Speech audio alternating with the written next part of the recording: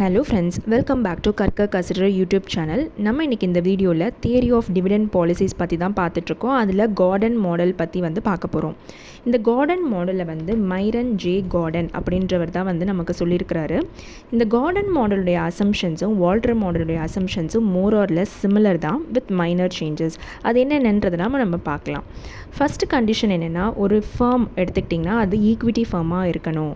அப்படி ஈக்விட்டி ஃபர்மாக இருந்தால் மட்டும்தான் நம்ம இந்த கார்டன் மாடலுடைய டிவிடெண்ட் பாலிசியை அப்ளை பண்ண முடியும். ஈக்விட்டி ஃபர்ம்னால் என்ன? அதாவது அவங்க ஃபண்ட் ரைஸ் பண்ணணுன்னா வெறும் ஈக்விட்டி ஷேர் ஹோல்டர்ஸ் மூலமாக ரைஸ் பண்ணுவாங்க. அப்படி இல்லாட்டி ரீடைன்ட் ஏர்னிங்ஸ் மூலமாக தான் அவங்க ஃபண்டை யூஸ் பண்ணிப்பாங்க. எக்ஸ்டர்னல் போரோயிங்ஸ்க்கு போக மாட்டாங்க. எக்ஸ்டர்னல் போரோயிங்ஸ்னால் டிபெஞ்சர்ஸ் மூலமாகவோ இல்லை லோன் மூலமாகவோ அவங்க பணத்தை வாங்க மாட்டாங்க. அதாவது ஃபண்டை ரைஸ் பண்ண மாட்டாங்க. ரெண்டாவது கண்டிஷன் பார்த்திங்கன்னா, அவங்களுடைய ரேட் ஆஃப் ரிட்டர்னும் காஸ்ட் ஆஃப் கேபிட்டலும் கான்ஸ்டண்ட்டாக இருக்கணும் அப்படின்றத நமக்கு கார்டன் சொல்லியிருக்கிறாரு. மூணாவது கண்டிஷன், அந்த ஃபர்ம் ஒரு longer period of time run ஆகணும், பெர்பச்சுவல் லைஃப் அந்த ஆர்கனைசேஷனுக்கு இருக்கணும் அப்படின்றதையும், கார்ப்பரேட் டேக்ஸஸ் எதையுமே இல்லை அப்படின்ற மாதிரியும் சொல்லியிருக்கிறாரு. வால்டர் மாடலுக்கும் கார்டன் மாடலுக்கும் மெயின் டிஃப்ரென்ஸ் நமக்கு இங்கே தான் வருது. அதாவது ரிட்டென்ஷன் ரேஷியோ. இப்போ இந்த டிவிடெண்ட் பாலிசியில் நம்ம என்ன பார்த்துட்ருக்கோன்னா, ஏர்னிங்ஸை, ஒரு ஆர்கனைசேஷனுடைய ஏர்னிங்ஸை ஷேர் ஹோல்டர்ஸ்க்கு டிவிடெண்ட்டாக பே பண்ணுறாங்களா இல்லை ரீட்டைன்ட் ஏர்னிங்ஸாக யூஸ் பண்ணுறாங்களா அப்படின்றதான் பார்த்துட்ருக்கோம். அப்போ இந்த கார்டன் மாடலில் என்ன சொல்கிறாருன்னா, இவர் rate of return, cost of capital and one more thing, growth rate அப்படின்றத யூஸ் பண்ணுறாரு. இதே வால்டர் மாடலில் பார்த்திங்கன்னா rate of return, cost of capital மட்டும்தான். இந்த கார்டன் மாடலில் க்ரோத் ரேட்டுன்னு வருது.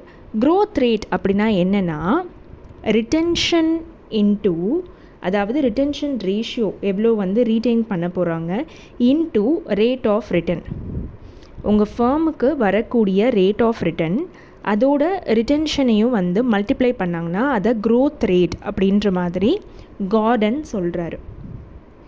இன்னொரு விஷயம் என்ன சொல்கிறாருன்னா, இந்த காஸ்ட் ஆஃப் கேபிட்டல் எப்பயுமே க்ரோத் ரேட்டை விட அதிகமாக இருக்கணும்.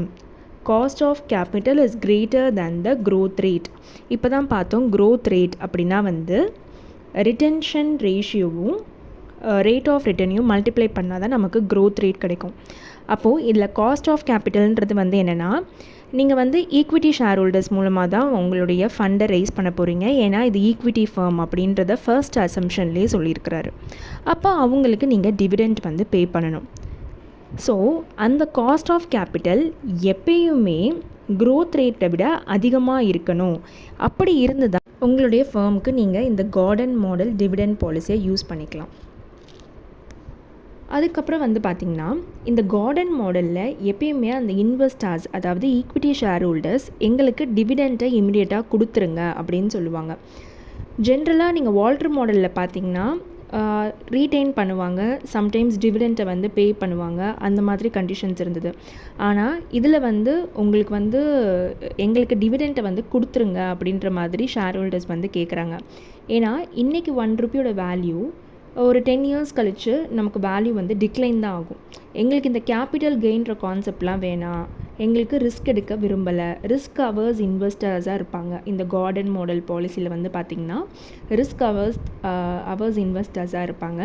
எங்களுக்கு கேபிட்டல் கெயின்னா ஃப்யூச்சரில் எங்களுடைய கேபிட்டல் இன்க்ரீஸ் ஆகும், அந்த மாதிரி அதெல்லாம் எனக்கு வேண்டாம், எங்களுக்கு டிவிடெண்ட்டு இன்றைக்கே பே பண்ணிவிடுங்க இமிடியேட்டாக, தென் அண்ட் தேர் எங்களுக்கு டிவிடெண்ட்டை நீங்கள் ப்ரொவைட் பண்ணிவிடுங்க அப்படின்றத சொல்கிறாங்க.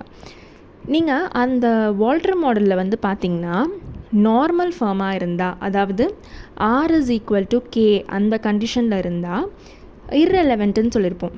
அதாவது based on the company situation, market ப்ரைஸை பொறுத்து அவங்க பே அவுட் ரேஷியோ ஒவ்வொரு ஆர்கனைசேஷன் ஒவ்வொரு மாதிரி ப்ரொவைட் பண்ணுவாங்க, இர்ரெலவெண்ட்.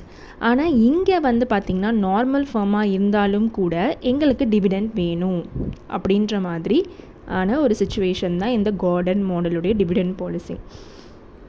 ஆக மொத்தத்தில் இந்த கார்டன் மாடலுடைய டிவிடெண்ட் பாலிசி மூலமாக சேம் வால்டர் மாடல் என்ன சொன்னாங்களோ அதே தான் வந்து இங்கே சொல்கிறாங்க.